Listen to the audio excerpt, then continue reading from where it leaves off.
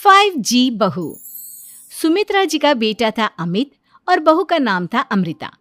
सुमित्रा जी की बहू की बातें सुनकर ऐसा लगता था कि जैसे वो बहुत इंटेलिजेंट है, क्योंकि उससे कभी भी कोई भी सवाल पूछो फट से जवाब दे देती थी। अरे भाई, उसके जवाब से तो गूगल भी पीछे रह जाता था। और इसलिए कम से कम सुमित्रा जी के घर में तो किसी को भी गूगल की जरूरत ही नहीं पड़ती थी। जब भी घर में कोई बात चलती, कोई कुछ भी कहता, तो अमृता फट से कह देती, ये तो मेरे साथ भी हुआ था, मुझे इसके बारे में सब मालूम है।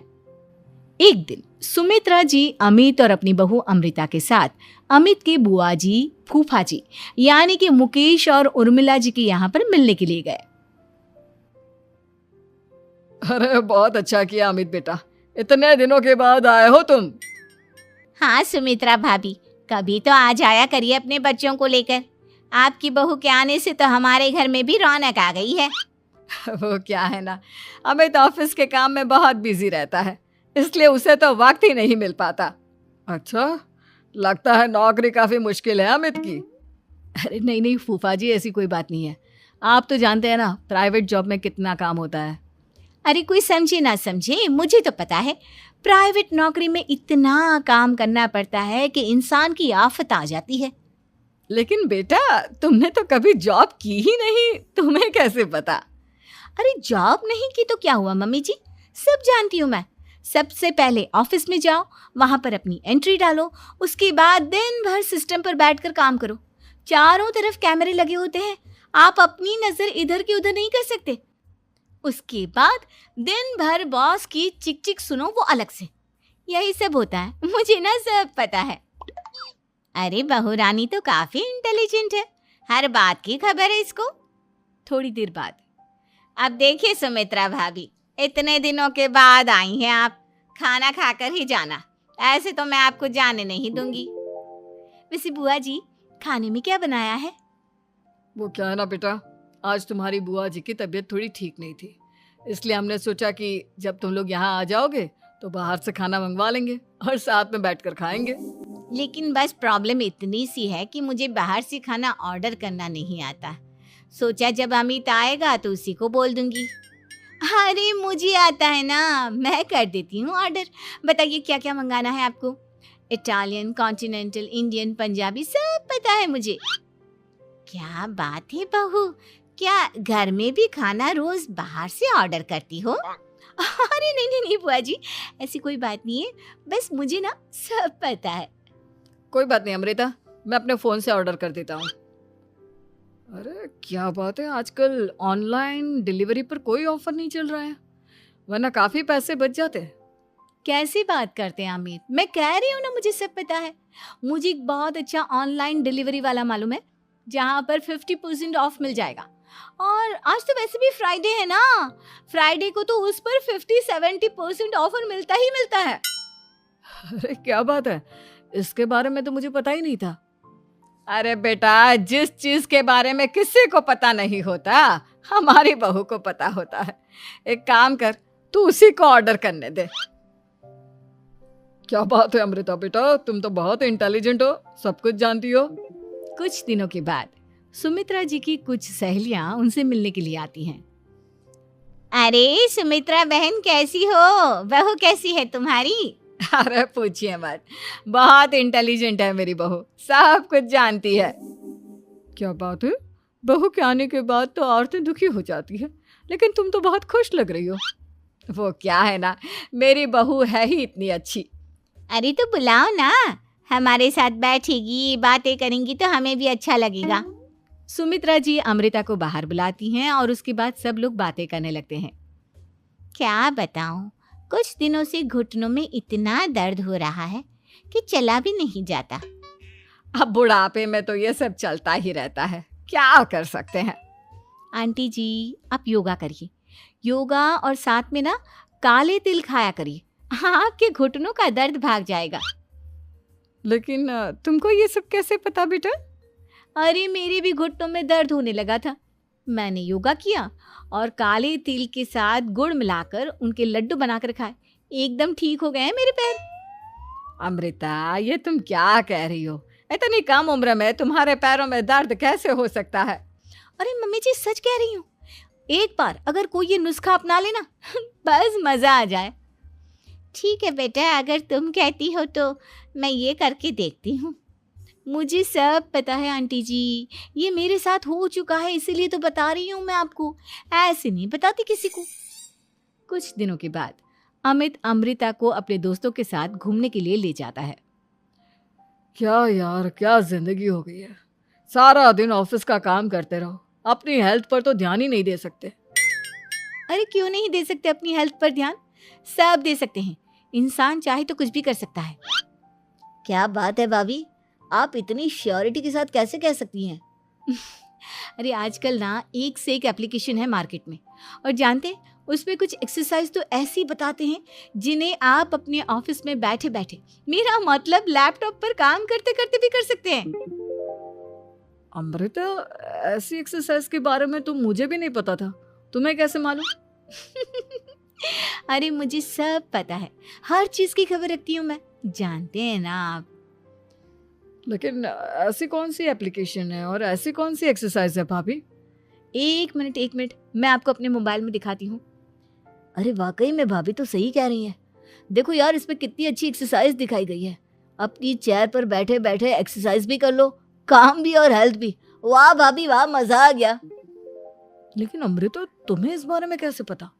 अब मेरे साथ जो चीज हो चुकी है उसके बारे में तो मुझे पता होगा ही ना अमित। मतलब तुम कब ऑफिस में काम करने गई जो तुमने ऑफिस करते करते एक्सरसाइज की? मैं जो किचन में काम करती हूँ अमित, घर के काम, वो किसी ऑफिस के काम से काम है क्या? बस मैं भी वो सब करते करते इनमें से कुछ एक्सरसाइज ट्राई कर लेती हूँ, इसीलिए मुझे सब पता है। सही है यार, तुम तो बहुत इंटेलिजेंट हो। कुछ दिनों के बाद ये क्या है, एक दोस्त ने मेरे साथ एक मजाक किया है लेकिन समझ में ही नहीं आ रहा। अरे बेटा, तो अमृता से पूछ लेना, उसके पास कोई ना कोई जवाब जरूर होगा। ठीक कहती है मम्मी जी, मैं सब जानती हूँ। लेकिन अमृता, ये थोड़ा मुश्किल है, सोच लो। मेरे लिए कुछ भी मुश्किल नहीं, दुनिया की कोई भी पहेली हो मैं चुटकी में सॉल्व कर लेती हूँ।